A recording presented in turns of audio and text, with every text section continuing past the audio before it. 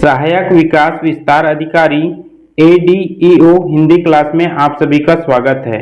ADEO में हिंदी से 10 अंकों के प्रश्न पूछे जाएंगे। इसके सिलेबस को 6 इकाई में बांटा गया है। ठीक है, तो इसके सिलेबस को एक बार अच्छे से समझ लेते हैं कि कौन कौन से टॉपिक को हमें पढ़ना है और कौन कौन से टॉपिक को हमें छोड़ना है। ठीक है, उसके बाद आगे बात करेंगे।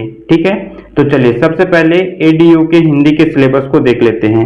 इसके सिलेबस को 6 इकाइयों में बांटा गया है। ठीक है, अलग अलग इकाई में अलग अलग टॉपिक को रखा गया है।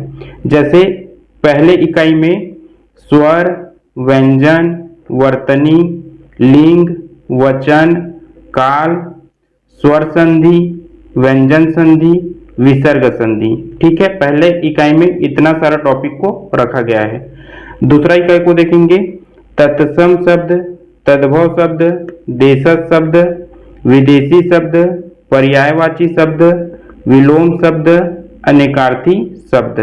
ठीक है, तीसरे इकाई को देखेंगे, उपसर्ग, प्रत्यय, समाज, अनेक शब्दों या वाक्यांश के लिए एक शब्द। ठीक है, अनेक शब्दों के लिए एक शब्द। चौथे इकाई को देखेंगे, संज्ञा, संज्ञा के प्रकार, कारक चिन्ह, सर्वनाम, विशेषण, क्रिया। ठीक है, पांचवा इकाई को देखेंगे, वाक्य के अंग, वाक्य के भेद, वाक्य का पदक्रम। ठीक है, छठवीं इकाई में रखा गया है मुहावरा, लोकोक्तियां, अपठित गद्यांश। ठीक है, तो इतना सारा सिलेबस में है हिंदी के। ठीक है, चलिए मैं आप लोगों को एक जानकारी दे रहा हूं कि मैं हिंदी का एक सीरीज चालू कर रहा हूं।